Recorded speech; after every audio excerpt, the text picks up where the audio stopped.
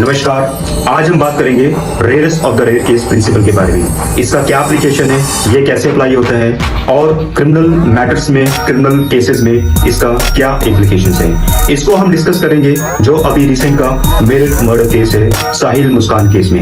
जैसा कि आप लोगों ने न्यूज़पेपर में पढ़ा होगा कि मुस्कान ने न सिर्फ अपने हस्बैंड का मर्डर किया, बट किस मेथड से किया, कितनी ब्रुटैलिटी के साथ किया, वो रोंगटे खड़े कर देने वाला है। तो इसी परिप्रेक्ष्य में आज हम डिस्कस करेंगे कि rarest of the rare case का प्रिंसिपल क्या है।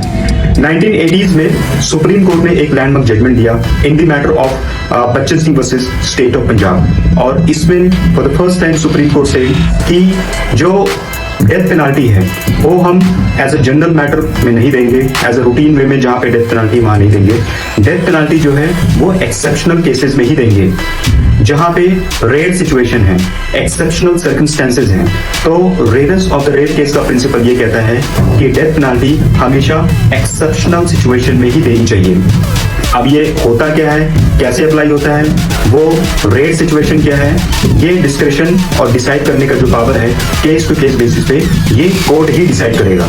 लेकिन हमारे परिप्रेक्ष्य में हमें समझने के लिए इतना काफी है कि ये जब प्रिंसिपल अप्लाई होता है तब हम मतलब कोर्ट उसको डेथ पेनाल्टी दे सकती है, अगर जो कोर्ट को लगता है कि ये जो मर्डर है या ये जो ऑफेंस कॉज किया गया है बहुत ही एक्सेप्शनल सिचुएशन में, बहुत ही ब्रुटैलिटी के साथ किया गया है। तो अब ये जो मर्डर केस हुआ है, ऑब्वियसली इस केस में ट्रायल चलेगा, लेकिन कितना लंबा ट्रायल चलेगा, कब विक्टिम्स के परिवार वालों को न्याय मिलेगा, ये तो एक जुडिशियल प्रोसेस का सिचुएशन है, कितना टाइम लगेगा।